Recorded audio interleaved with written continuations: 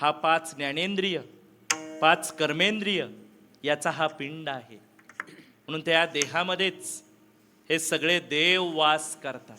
म्हणून तर आपला जो कान आहे ना, त्या ज्ञानेंद्रियांमध्ये प्रत्येक देवतेचा वास आहे. आपला जो कान आहे त्या कानामध्ये आहेत दिशा.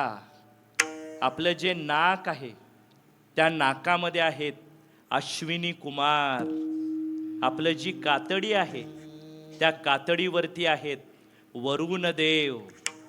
आपली जी जीभ आहेत त्याच्यामध्ये वास करतात प्रजापती नावाचे देव.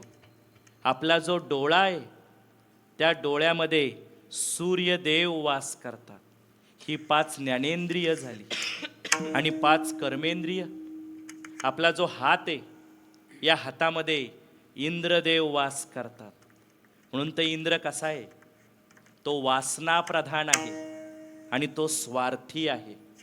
म्हणून तर हात कसा आहे, हा स्वार्थी आहे. हा चांगलं पण काम करतो आणि हा वाईट पण काम करतो. आपले जे पाय आहेत त्या पायामध्ये कोण आहेत, विष्णुदेव आहे.